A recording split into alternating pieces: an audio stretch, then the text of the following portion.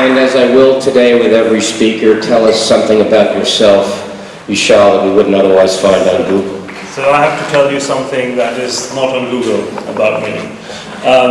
There's very few things that are not in the public domain about me, because I tweet about 4 or 5 times a day. So you probably know everything I eat, drink, and whatever I do. But there's one thing that some of you may not know, is that I was invited to speak at this forum 2 years ago, and it was just before my wife was going to give birth to our twins, who were going to be born around this week. And I was still willing to come and speak here until I was contacted by one of the organizers, who's a mother of twins. I think she's here, Ida Birholter, is she here? And she called me and said, look, if you're good, I want you to come to the conference, but if you come and your wife delivers while you're away, she will never forgive you. And that's exactly what happened, so I didn't come. And this is not on the internet, well, it's on Periscope now. I'm going to talk about, so this is what happens, every now and then we have things that change and big changes happen, and then people say, well, it looks like just like stuff happened in the past. So it's always very good to kind of look at how is it different this time. And when you come to healthcare conferences, it's very, very easy to talk about healthcare. All you have to say is we are aging, the population is going to be older, we're all going to get fat, and we don't have any money to pay for that. So this is the easy way of doing a healthcare talk, but this is not what I'm going to talk about. These are 3 things that I'm not going to mention in my talk. So I'm going to talk about why we are at the verge of a major change in the way healthcare is done. And there are 2 major reasons why this is different this time, and I'm going to come to that. Just a promotional slide which I have to present, but you don't have to pay attention to it. This is because the other things are more important. When this morning I was introduced to Adrian Carter, who's going to be speaking later, and he said, oh, you're going to talk about digital health. I hope you know what it means. Because different people have different definitions of it.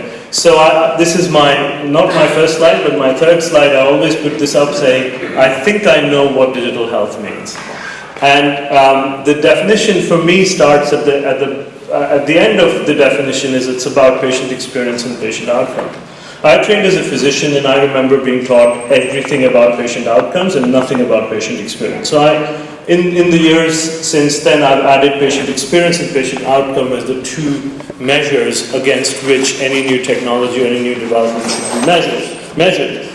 And what I believe is products and platforms which will use aggregated data are going to be transforming patient outcome and patient experience, and that's what I call digital health. I hope other people are not offended by my definition. So in terms of as an investor, when you look at digital healthcare, this is what you see. You see that within a very, very short period of time, the total amount of investment going into digital health, which is the definition I just described, is actually more than what goes into diagnostics and medical devices, which is an industry which has been around for about 20 years, and it's a pretty large industry. And if you then look at the companies that have, these are some of the companies that have raised a fair amount of capital. So it's quite an interesting thing, and if you are a VC and you have any interest in healthcare, you just can't ignore things like this. And if you start looking at, so this is our internal research of where the hotspots are, and you see usual suspects, you see clustered around countries, so you will see activity in the UK, you see activity in Germany, and in the Nordics, as you would expect. But what you find with what is different in digital healthcare is that most of the innovation is clustered around cities. And the reason is it's not around small university towns that are going to cure cancer. It's more about where young people congregate and have the digital skills to be able to aggregate data and build things. So you see this is the kind of hotspots you will see if you actually try and map that. This data is from 2015, so we need to update that, but it probably would look very similar. And if you, so why is it different? What is real? What is different? So if you track every major institution or every major business activity, it's up here, and these are some of the things that have happened in digital health in the last 2 to 3 years, and that shows to you that the regulators are getting engaged, the buyers are getting engaged, the payers are getting engaged, even slow-moving organizations are getting engaged in the whole digital revolution. So this is how we look at the landscape. So there's technological innovation, business model innovation, that's what happens in digital mostly, because there's a lot of value created by changing the business model of how something operates. And then you have B2C and on the one end, and you have B2B on the other. So this is kind of the matrix that we operate on, and we try and find and see where things fit in that. So over the last 3 years or so, I now have a portfolio of about 8 digital health businesses. And to give you an idea, these are some of the companies, including one from Berlin, Mimi. The founder, Henrik, is here, and My Recovery from the UK, the founder of that, Tom, is also in the audience. But to show you how that fits on to the map, so this is where Push Doctor is, this is where Horizon, Frameshift, Fluidic Analytics, Mimi, Duo Fertility, My Recovery. So this is how the map fits. So it's especially when you are moving into rapidly developing industries, my way of operating is that rather than be reactive to see what companies come to you, you have to be proactive. You have to have a map and a landscape in your head, and then try and fit things on top of that. So then, yeah, so coming back to this, so why is it different this time? So this is what I wanted to highlight, and I think there are 2 major reasons. One reason is the technological shift. Of course, we all know about that. And the biggest shift there is that we are moving from being a data-poor industry to a data-rich industry. So healthcare has traditionally been a very data-poor industry in comparison to many other industries. And the second thing is that that's leading to a certain cultural shift, which is like a genie which when leaves the bottle you can't actually put it back in. And I'm going to give you examples of both of those. So what is technology change? This is what often people look at when they talk about digital health, these wearables which measure how many steps you walk. But unfortunately, when the history of digital health will be written, I'll be surprised if these guys get a footnote somewhere, because this is just the very beginning of this whole 10 to 15 year revolution that we are at the beginning of. This is probably not visible to a lot of people who are in the back. This is the dotted line on top is Moore's law, which has catalyzed a whole industry in technology, everything we see around us in computing. And the red line is the price of sequencing a genome. It was mentioned earlier by Jens that the price is falling, but I wanted to show you how dramatic this fall is. So if you look at that, it's been beating Moore's law since 2006, and most people don't even know about it. So then there is, this is a picture from Cancer Genome Project. So we've obviously now woken up to the fact that now you can sequence genomes much more cheaply and rapidly. Would it not be sensible to sequence people's tumors to see what the tumor composed of and how we can treat it better? This is from Mount Sinai Hospital in New York, where they recruited thousands of patients with diabetes and then followed them over a period of time to build clusters. So this is kind of becoming the basis of precision medicine, where you're narrowing down within what is called one disease. So within type 2 diabetes, there are different clusters, and these clusters, this is another program where these people are, they're tracking people who respond very well to drugs. Until now, we've just had responders versus non-responders, but there are people who respond really well, so we should find out why they respond very well and try and use that to improve our understanding. So this is sorry again, the projection is not very clear, but this curve, so this is how we're getting data rich. So This is the number of base pairs per day per machine that you can sequence for DNA. So if you look at right at the bottom, the second one in the axis is 1995. That's about the time when I started working for the Human Genome Project. We were sequencing DNA at a speed that you can probably see there.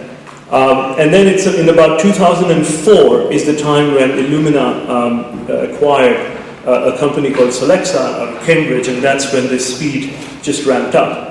Now, if you just as an example, if you connect that line, which was the pre-Solexa line, up to where we are in 2015, we would be 4 orders of magnitude slower in sequencing DNA than we are today. And to give you an example of what 4 orders of magnitude means, just a quick math. Anyone in the audience who earns $100,000 a year or 100,000 euros a year, 4 orders of magnitude change would mean you would earn $1 billion a year. That is the difference, just to put it in perspective. So this transformation is not trivial. That's the point I'm trying to make.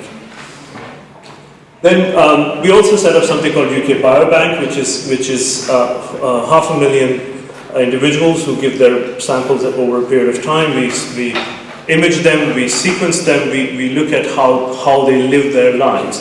And this data, this repository is available to researchers to use, and it's an open repository. There is no point having big data if it is not open data. And the reason why that is important is because what open data does, what big data is not able to do, is allow you something which is very, very important, which is called permissionless disruption. When you do not have to take permission from someone to disrupt them before you disrupt them. So the idea that you have to go to a pharma company and ask them, can I see the data for your drug that failed so I can try and make a better drug? Good luck trying to get that. So what this does, it empowers people to be able to have this access to data and not have to take permission from people before they disrupt them. Sorry, this is almost impossible to read. This is a very good example of open data, which is expression profiles done using Affymetrix chips get uploaded to a repository. And I had a screenshot of that. And this repository now has several million patients worth of data on there, and it's free for you to go and check it. You can go today and just I put in lung cancer, and I got 53,000 patients worth of data that I can download for free. This is not just big data, this is also open data. This is available to a 15-year-old who wants to match one drug impact against another drug impact today. You could do this today if you want. I recommend you stay in the conference, but if you wanted, you could do it. This is a very similar program which shows how, so coming away from genomics, if you want to come towards patient data, this is something which is only from last week, where they took 700,000 patients' medical records and were able to predict what conditions they would have in the future with very high degree of certainty. And this goes all the way. So this is mortality data by surgeon. Have you ever tried asking a surgeon when you go and see them, how many patients have you killed? Right? That doesn't happen. But should you not know that? But this is how the data is now being reported, where this is called a funnel plot. So this actually measures it against how many surgeries you have done versus how many people have died. So only one thing you want to learn from this is that the more operations you do, the better surgeon you are. So instead of asking your surgeon how many people you have killed, just ask them how many operations you've done, and you'll get a pretty good idea. So when this happens, when this data becomes open, when you have access to all this information, and you have the skills of being a digital person, and you are using different digital technologies, you change as a person. And when that change happens at a global scale, there is a huge culture shift, and we are at the beginning of that culture shift. And this is a very good example of that. I don't know if people know, in America there's a state called Idaho. I've never been there, most people haven't. And it's famous for potatoes, that's what they grow. But now it's also famous for Sierra Sanderson. Now, Sierra Sanderson was a beauty pageant competitor 2 years ago. And she went on stage. She has type 1 diabetes. So when she had to go on stage, you probably can't see her, she's actually wearing her insulin pump. And she decided to wear that, she decided not to take it off because she feels that's a part of her. And then a few days later, somebody wrote this on her Facebook. This is mother of an 11-year-old who does not want to go out swimming in summer because she doesn't want people to see her pump. And she now feels proud that she can actually wear her pump and go out and swim. This is social change. This is the kind of change which is going to drive healthcare from now on. This is another example of where people are posing and showing their colostomy patches. Right? Can you see the colostomies? Okay. So this is something people never wanted to talk about. This is not something. This is a woman who has an amputated leg and she wears her prosthesis out there. She's painted in the color that she likes. This is a 25-year-old this is news from yesterday. This is a 25-year-old who decided to lose weight while sharing her pictures on Instagram. This is what she's done. She's lost about 200 stones or something like that. So now, I'm sorry, I'm just coloring this so you know where to focus. So this is the new public health. This is how people are bringing their health into the public domain. That's what is changing. This is what is different this time. So the question was asked earlier, patients don't want to share data. Do they want to share data? Absolutely. As long as they know there is some value coming from it. This research shows that between 75 to 92% of people are willing to share their healthcare data. This research is by patients like me, which is a website for rare conditions. But if you ask people who are healthy, they obviously don't want to share data because they don't see any benefit in sharing data. But if you have a condition where your data could make a difference to other people and other people's data can make a difference to you, you are very willing to share data. And we have to find secure ways of doing it. We have to find ways by which people are not adversely affected by having that data shared, but people are willing to share data. This is sort of, when these kind of seismic changes happen, you also see a shift in a balance of power. This is a chap called Hugo. Hugo has a pacemaker in his heart, which monitors his heart constantly and sends that data up to the cloud. The pacemaker is made by Medtronic. Hugo is just like Jens. He wants to open up things and see what's inside. Contacted Medtronic, said, "Can I see my heart data?" Medtronic said, "Are you fucking kidding me?" They said, this is not data for you. This data is for us. He says, "Yeah, but my body makes it." They said, no. Our lawyers say no. Right? So that was probably the end of it until right on top you see a tweet by a chap called Omar Ishaq, who happens to be the chief executive officer of Medtronic. He tweets, "I'm using Runkeeper and I'm tracking my progress." Hugo is not the kind of guy who lets it go. So Hugo tweets to him and says, "Thumbs up for using mHealth apps to track progress. Thumbs down for not giving same access to patients with your device. #fail." Right? So this is the new relationship users have with large organizations. And guess what happened? Within 15 days, he was able to get access to his data. He's now one of the leading people around. He's a friend on Facebook, so I regularly see him update the stuff, what he does. He looks at his data, he empowers other people to get access to that data. I'll just skip in interest of time. This is, again, another example of data-driven. What does that do? It drives a different kind of accountability. So this is what is called the day of the week effect. So if you look towards the left, is mortality rate for patients who get operated on a Monday versus patients who get operated on Saturday or Sunday. And you will notice something very interesting. Of course, the numbers are really small. The probability of you dying after an operation is very, very, very low, but it doubles in that period of time. So when the next time your surgeon asks you, what day of the week do you want to have an operation? What's going to be your answer?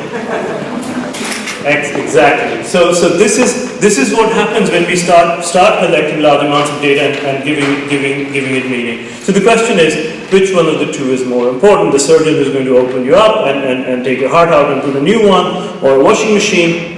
And of course, everyone in the audience is going to say it is going to be the surgeon, except that more people spend more time picking their washing machine, last count was about 3 hours, than trying to find out about the surgeon who's about to operate upon them. This is not a situation we are going to have for very long, because this is a car crash which is waiting to happen. So I hope I've given you some examples of why it is different this time. So what that means, we are going to move from, so very quickly, the trends that you will see, we will move from activity-based payments, they're already happening, to value-based payments. We will move from herd medicine to nerd medicine. So we're not going to make drugs which will be given to 1 billion people. These will be personalized to individuals who are going to search on Google and other places and find out what's right for them, and then are going to be delivered medicines. Small is the new big, just like mainframes have been destroyed in every other industry. If we don't destroy the mainframe of the hospital where most of the care happens, then we are in big trouble, and this is continuous recording as opposed to episodic care. And so, last slide, this is what I believe the future of health is. It is very, very brave of someone to try and put the future on the slide. I have done that. So that's the end of my talk. Thank you very much for your time.